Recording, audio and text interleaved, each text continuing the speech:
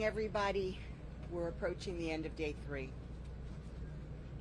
Today I want to report that we did make some progress with the fire and the smoke that we reported earlier was hampering our search and rescue operation, and we were able to continue searching with fewer limitations. So we swept the pile. We swept the pile with the K9s. We tried to minimize the heavy equipment, and we continued to use sonar and cameras. And so we're continuing to focus on the grid approach to the pile. Our top priority continues to be search and rescue and saving any lives that we can. And our brave firefighters are telling us that that's the right thing to do, and we stand with them. Our teams have been working around the clock, as always, to search for survivors. They have not stopped. And today, our search and rescue teams found another body in the rubble. And as well, our search has revealed some human remains. The process of identifying these victims is very difficult. We're going to be relying on DNA testing, and that is why we've already been gathering DNA samples from the family members. So they have all participated and provided DNA to assist us in the identification. This allows us to do rapid DNA testing on site for bodies that we find. And you know, we identified 3 bodies in the rubble and had already notified the next of kin. So that is an update as well, because the 3 previous remains, now we have contacted the next of kin. But out of respect to the families, we're not going to be sharing those names at this time. So the numbers have changed. 3 bodies uncovered means that we now have accounted for 130, and it means that the unaccounted is now gone down to 156. Confirmed deaths are now at a total of 5. We're working very closely in coordination with our state and our federal partners. FEMA is on the scene in full force. All of our partners have truly rolled up their sleeves and jumped in to help in record time. Truly, this is an unprecedented national response. We are extremely grateful for the support that we have received from the national, the state, and the local partners, as well as throughout the state and elsewhere. And in addition, we're grateful for the support that we have embedded from our Israeli and Mexican teams that have joined our operation. We have a full set of social services available to the families at the hotel where most of them are staying, and so they are operating in shifts. They're available around the clock with grief counseling, rabbis, other religious leaders, all on site to assist our families during this difficult process.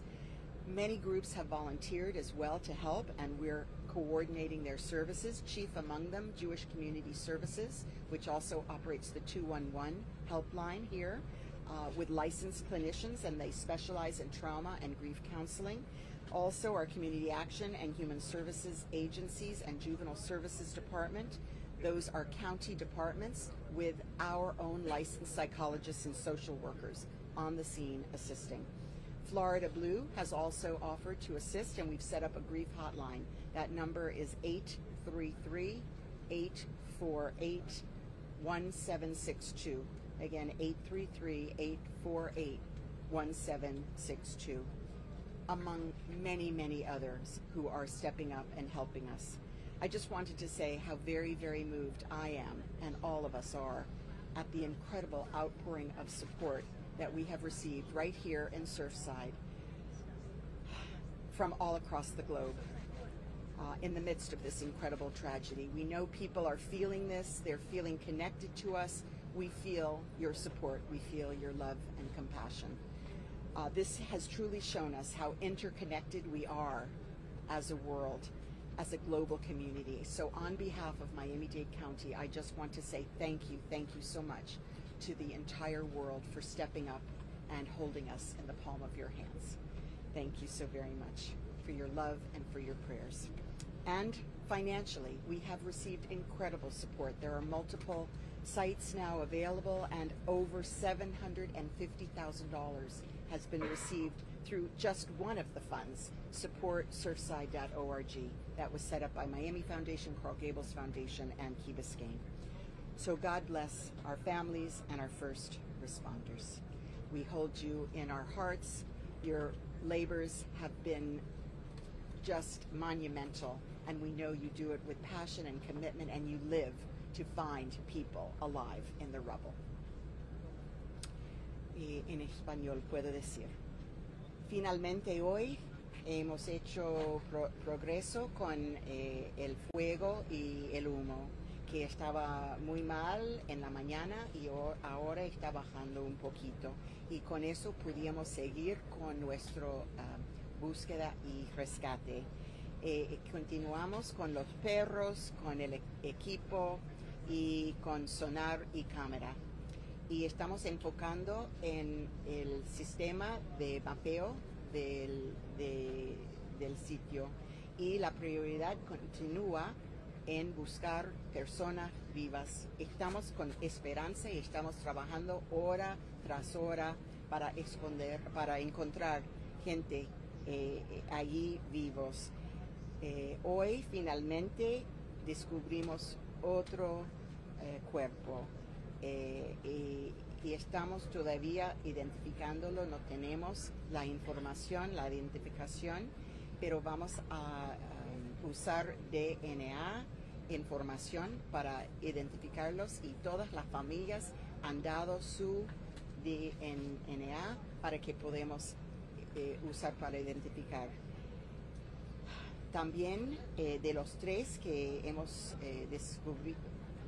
que fueron descubiertos ayer, ya comunicamos con las familias, ya saben ellos, pero por consideración para su privacidad no vamos a decir en este momento quiénes son. Y con eso tenemos contables ahora 130 y no contables 156, y los muertos son 5. Estamos coordinando con el Estado, con agencias federales, y todos están muy involucrados. Llegaron inmediato, están ayudándonos. Y tenemos también todo tipo de servicio social, exactamente donde están las familias del condado, servicios del condado, del Estado, y especialmente de una agencia, Jewish Community Services, que especializa en trauma y pérdida.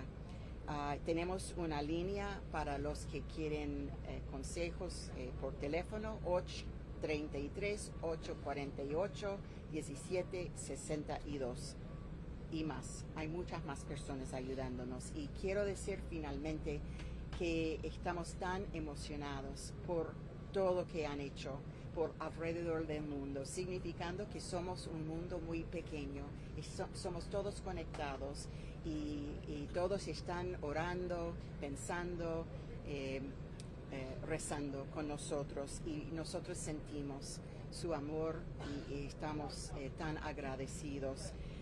Y con dinero, fondos, hemos recibido $70 y $50 mil ya en un fondo solamente, y tenemos otros fondos. Entonces mucha gente donando. Gracias a todos, y especialmente los que están trabajando tan fuerte, descubrir más personas vivas, y estamos juntos con ellos. Gracias.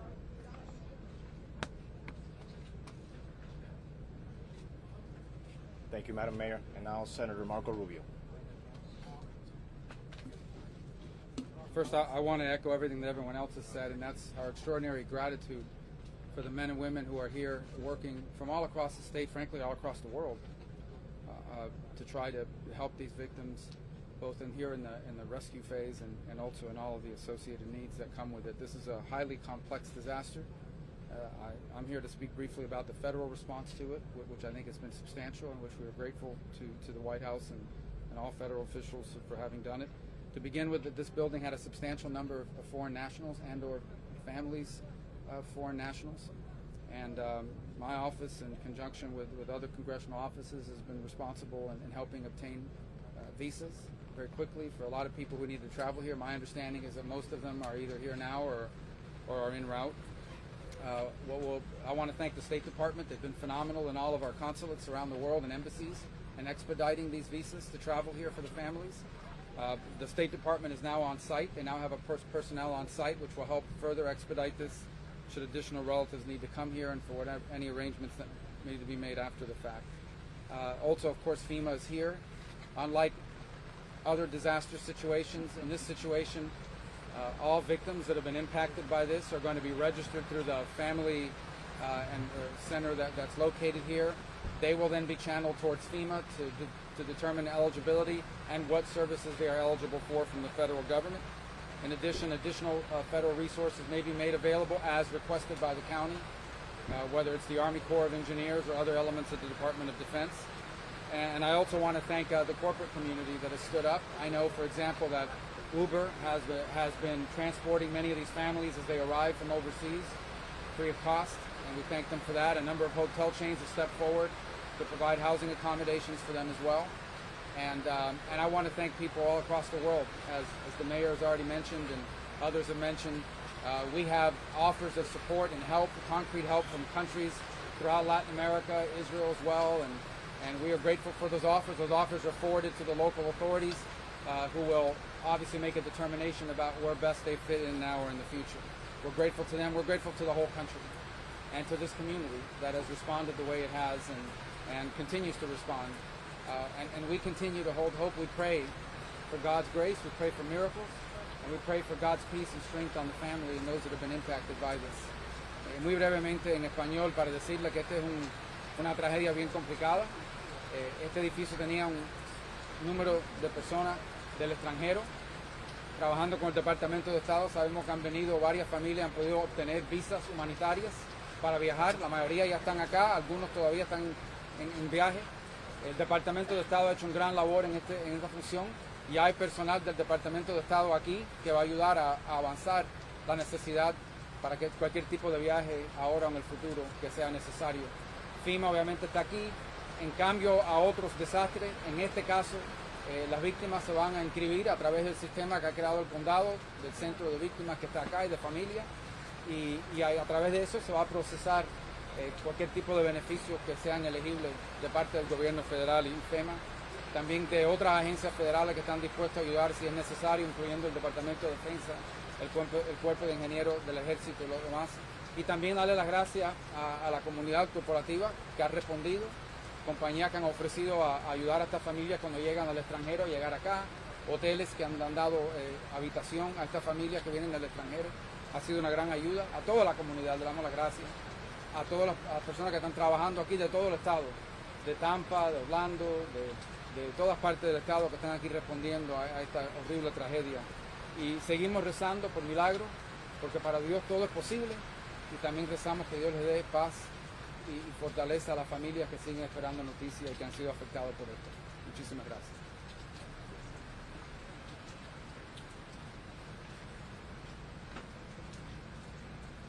Thank you, Senator, for the kind words and your appreciation. And now the Surfside Mayor, Charles Burkett. I don't have a lot to add to those comments other than to say little Surfside hasn't been so little these days. I've received personal calls from the White House. I've received a call from the Speaker of the House, Nancy Pelosi. I've received support from our two U.S. Senators, Rick Scott and Marco Rubio. I've received support from Debbie Wasserman Schultz and all the U.S. representatives. Governor DeSantis has been instrumental and has been here over and over again. Our county mayor, Daniella Cava, has also been incredibly supportive. We don't have a resource problem here, we have a luck problem. The issue is that we've been fighting the elements, we've been fighting the fire, but we have one objective, and that is to bring those people out of the rubble safely and return them to their families. And that's all we're going to do today, that's all we're going to do tomorrow, and that's all we're going to do the next day and the next day until it's done. So our objective here is to bring these people out of that rubble and to support the families. That's all there is to it. It's not complicated, and the work goes on. Thank you.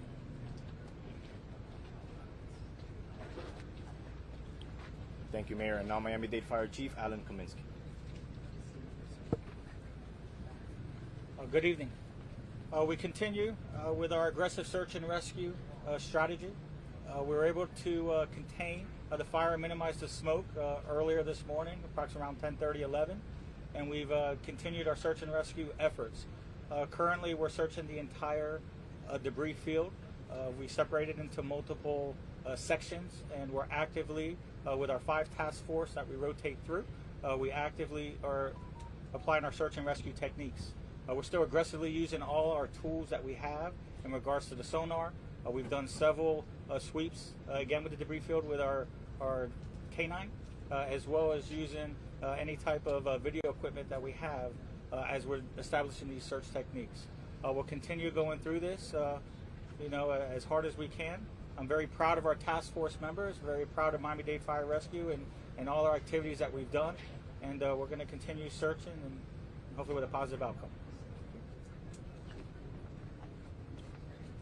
Thank you, Chief. And now Erica Benitez, Miami-Dade Fire Rescue, PIO en español.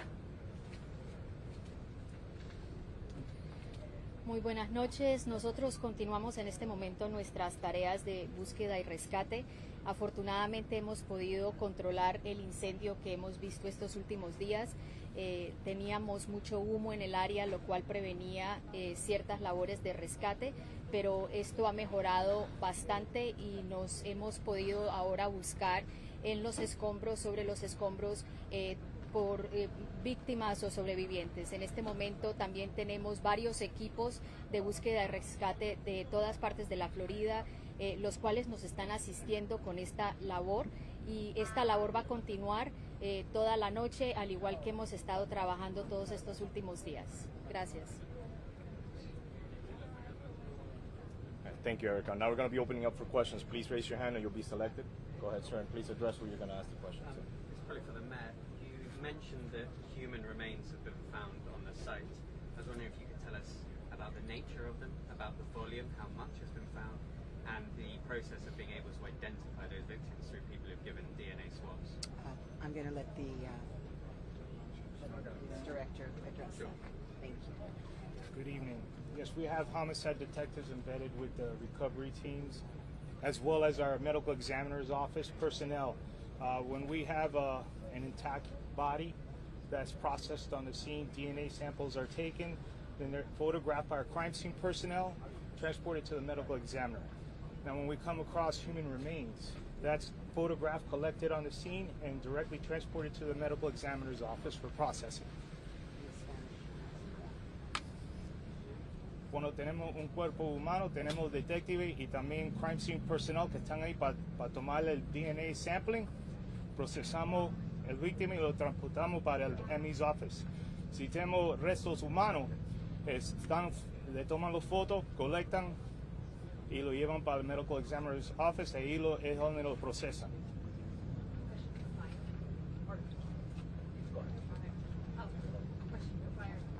We've seen your task force crews up on the rubble. Are the TRT crews still underneath, accessing through the garage, and what are some of the challenges? No, well, it's extremely difficult. The debris field, again, the type of collapse that we had, it's one of the most difficult. So it's constant challenges that we're coming across. It's not our TRT. Originally it was Miami-Dade Fire Rescue TRT personnel, as well as our Florida Task Force 1 with that initial search, and then how we've been incorporated. But underneath, yes. Okay. But the majority, of our search for today has been, on the top. We've established certain fields that we're searching, and we're searching the entire debris fields now at this time. We delayer and we continue moving throughout. One follow-up, Yeah. sorry. Just a follow-up for the chief. The body that you were able to recover, was that on the top, or can you give us an idea of where your searchers encountered that? No, I mean it was within within the debris field. I mean it was at a certain. As we remove layers, we will tunnel. We will look for different aspects. Again, we continue using our equipment to see if we get specific positions, specific ideal locations where we can look, and we continue to remove debris. And then based on what we see, we try to coordinate the search that way. Go ahead, sir. Can you please reiterate the number for the unaccounted for, please? So The accounted for went up by 130 because of the 3 bodies that were identified, and unaccounted to 156. Mayor, can you tell us 2 things? Are the families going to be allowed to go visit the site while the rescue workers are working? Will there be any accommodations special for the families? And also, are any other buildings being evacuated, or are there any plans to evacuate any other buildings in Miami-Dade? So as to family members visiting the site, they have asked for an opportunity to be able to reflect and pray near the site, and we are working to accommodate them to make that possible. As to evacuation, I'm going to ask Mayor Burkett to address that because this is in his city. Thank you. I had received calls from many residents who were frightened given the fact that the building they live in, Champlain Towers North, is basically the same building as Champlain Towers South. It was built at about the same time. It was built by the same developer. It was probably built with the same plans. It was probably built with the same materials. And given that we cannot determine what made Champlain South fall down, it's understandable that they're nervous. What I did was I reached out, after speaking to those residents on the first night, or it was the next morning, I reached out to Senator Scott and Mayor Cava and voiced my concerns, and we had a discussion, and the consensus was that taking action was probably necessary. Now, what kind of action to take was the discussion item, and I think the resolution of that was to tell the residents what we knew, give them the option to relocate if they wanted to, and basically get in there and do a top to bottom forensic study of the building. What happened today was our Surfside building official went into the Champlain Towers North and the Champlain Towers East, which is adjacent, and they did a cursory review of the structure. And to paraphrase my conversation with my building official, he came back and said basically that they didn't find anything that was out of order. Now, so that's reassuring, but that is not a deep dive into the building itself. And there are people that have concerns about staying in the building given what's happened. I can't say that I'd be excited about staying in that building either. So what we did was today we were able to talk to FEMA, and FEMA said that they would make arrangements given that it's a relationship between what's happened, the catastrophe that's happened at the South building, and what's potentially going on at the North building in the other circumstances, that they would help with the relocation, the temporary relocation, because it's likely that would probably only take a couple weeks for the deep dive, and then we would know, and we could probably say with certainty, or most likely, that the building is safe. Because right now I can't answer that question, but maybe in 2 weeks we can. Thank you. Just to follow up on the North Tower, so there's no mandatory evacuation of the North Tower? There was never a mandatory evacuation. It's always been voluntary. And you mentioned the FEMA resources, but people who want to relocate, how should they be accessing those FEMA That's a good question, and we're working on those details. If I could just Yes. say, so we've identified a boundary for the FEMA relief, and it will include that area so that these families would be eligible for any FEMA relief. What about the hotel next door? No one's in the hotel next door, right? Red Cross is addressing that. That was evacuated, as was the building to the south, in an abundance of caution, given that the structure that still remains was deemed to be unsafe. But everything in east and north is voluntary at this moment, based upon how people feel about where they're living. Given what I've just said, yes. Two questions. One, probably for fire. When was the last person alive pulled out of the rubble? I don't have the exact time frame, but it would have been within the first few hours when we arrived. And secondly, we've also heard that there's really expensive hotels in the area. This is like $1,800 today. Have officials heard any reports about that, or have any concerns about price gouging?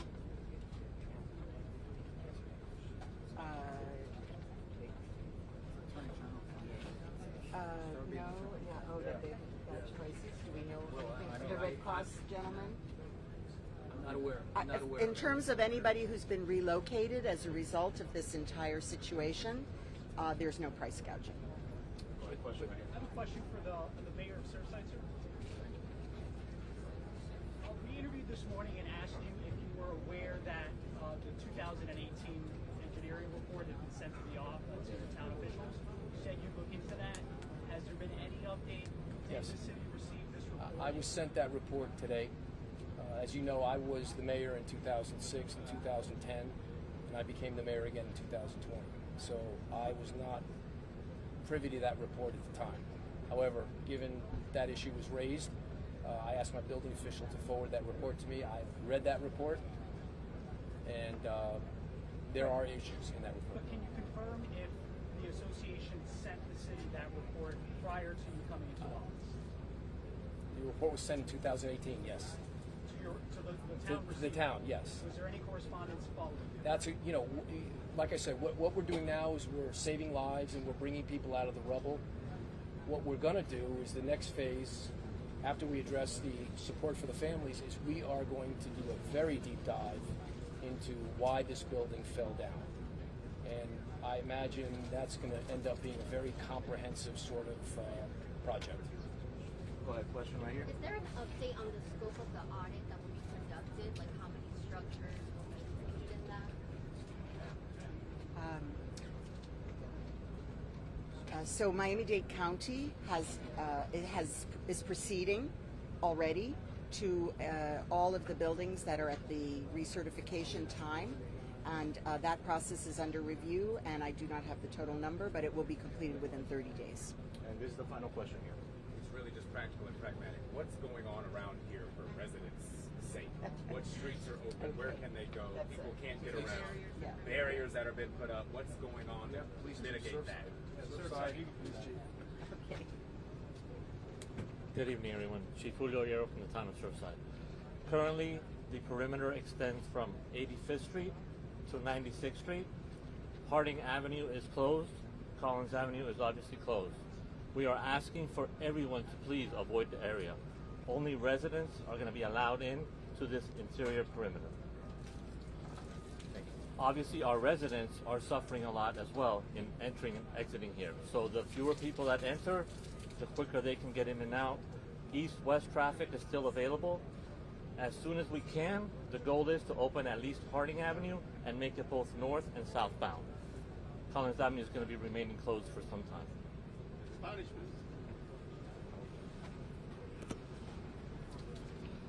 La situación del tráfico en la ciudad de Surfside, estamos cerrando la ciudad prácticamente. Solo residentes pueden entrar de la calle 96 adentro del town de Surfside.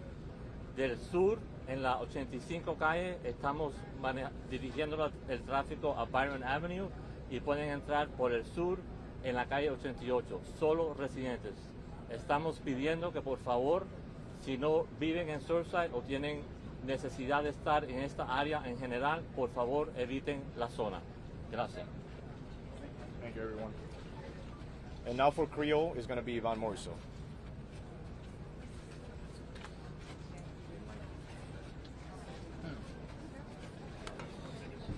Bonsoir à tout le monde. Jeudi